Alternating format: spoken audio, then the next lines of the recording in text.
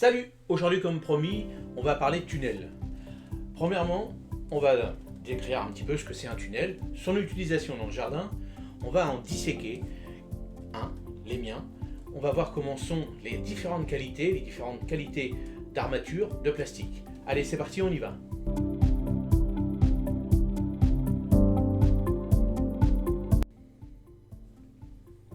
En premier lieu, un tunnel, c'est quoi?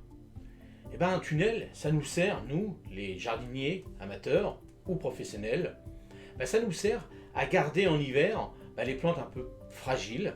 Avec cette atmosphère, donc c'est recouvert de plastique sur des armatures, ça nous permet, nous aussi, de faire des légumes primeurs et surtout réussir des plants de tomates.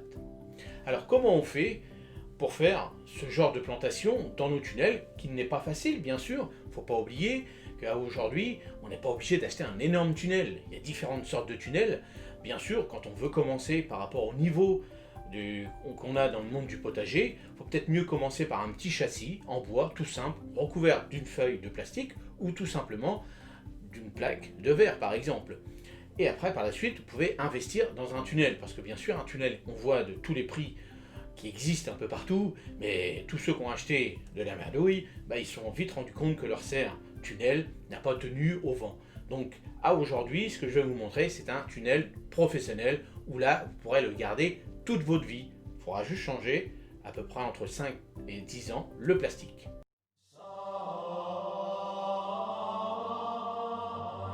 Remontons un peu dans le temps.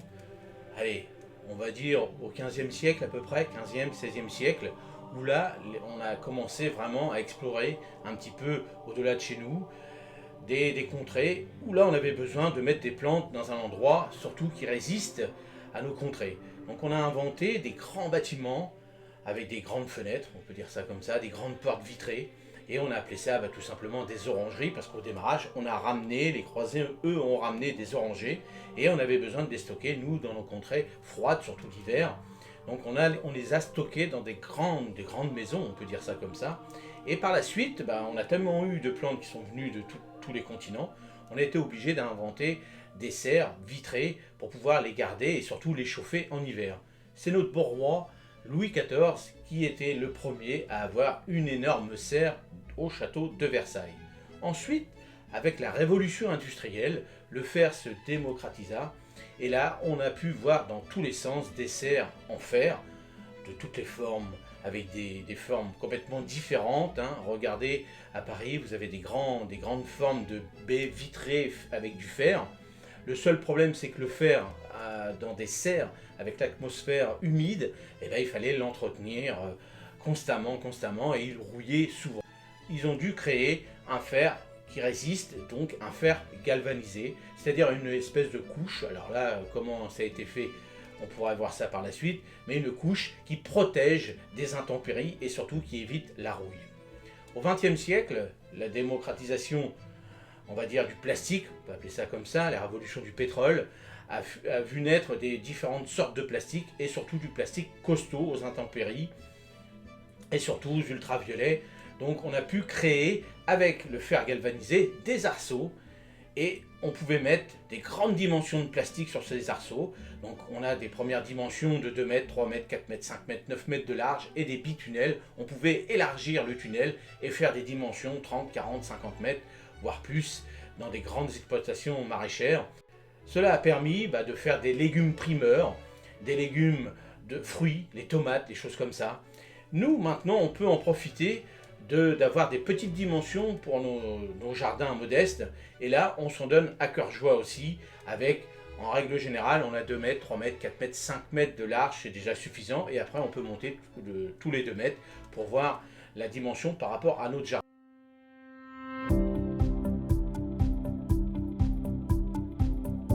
Maintenant, on va les disséquer. Premièrement, l'orientation. L'orientation est importante puisqu'on ne va pas mettre un tunnel à l'ombre, sous un arbre. Vous voyez, il faut quand même regarder un petit peu l'environnement et surtout pouvoir avoir de l'espace tout autour, puisqu'il va falloir quand même autour pouvoir l'entretenir. Ensuite, il va falloir déterminer la qualité des arceaux. les arceaux, plus ils sont gros, mieux c'est. Le mieux, c'est de choisir des arceaux de 40 mm de diamètre et 1,5 d'épaisseur. En dessous, ça va être difficile, surtout si vous habitez dans des régions où il y a de la neige ou surtout venteuse. Pourquoi? Plus le diamètre est important, plus il va résister aux intempéries. Alors après, il existe aussi des arceaux composés en 2, 3, 4 morceaux. Bien sûr, si ces morceaux sont divisés, il faudra qu'ils soient adaptés avec d'autres morceaux en parallèle, puisqu'ils vont quand même tenir cette coupure. On va dire cette coupure, il faudra quand même qu'elle soit bien maintenue. Si vous mettez un tunnel qui est composé de 4 morceaux et juste avec un plastique, à fur et à mesure, ces jointures vont avoir du mal à tenir dans le temps. Donc regardez bien si à chaque fois qu'il est coupé, il faudra une barre en parallèle pour le soutenir. Ensuite, il faudra adapter des pieds. Alors ça c'est hyper important parce qu'avec le vent, moindre vent, 40-50 km/h, votre tunnel peut s'envoler. Donc automatiquement il faudra un système d'ancrage au sol fortement. Donc il existe plusieurs, soit vous ancrez ça dans du ciment, soit vous les frappez, soit vous les tordez, c'est-à-dire vous les vissez, on va dire comme ça. Donc il faudra déterminer aussi ces 3-4 éléments qui sont très importants. Ensuite, bien sûr, il faudra déterminer l'importance des portes. Pourquoi? Plus vous allez prendre un tunnel long et large, plus l'atmosphère va être importante à l'intérieur. Il faut se dire que la culture sous serre est très difficile, plus difficile qu'en plein air. Donc automatiquement, l'aération sera très importante. On va dire une porte pour un tunnel de moins de 8 mètres de long, c'est-à-dire si vous faites 5 mètres sur 8 de moins de 40 mètres carrés, ça sera suffisant.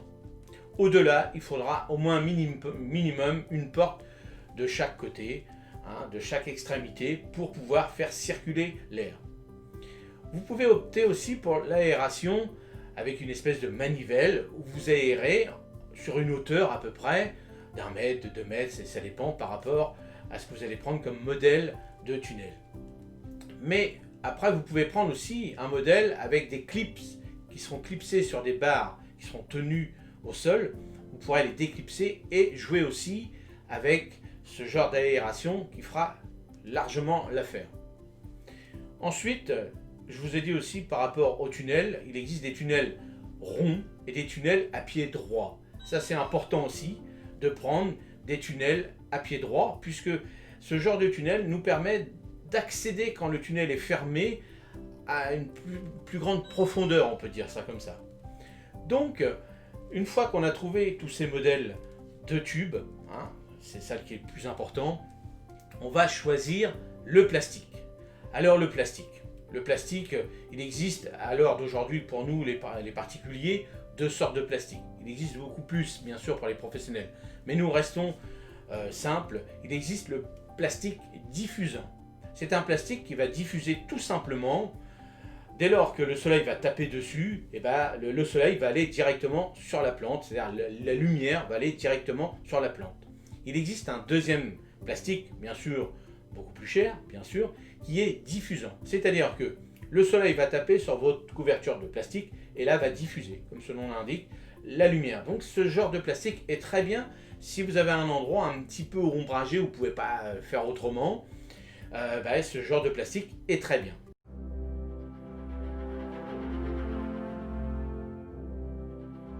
Alors, en conclusion, faire attention aux arceaux, au diamètre et à l'épaisseur. Je vous répète, 40 mm de diamètre, 1,5 d'épaisseur.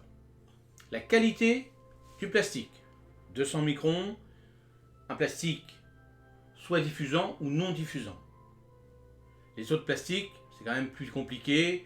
Ceux qui sont avec, vous savez, des petits morceaux de plastique à l'intérieur et tout, ils sont lourds. Là, ils passent pas bien, ça passe pas bien la lumière et autres. Voilà, cela, bon, c'est du gadget. Prenez du plastique professionnel, c'est ça le plus important.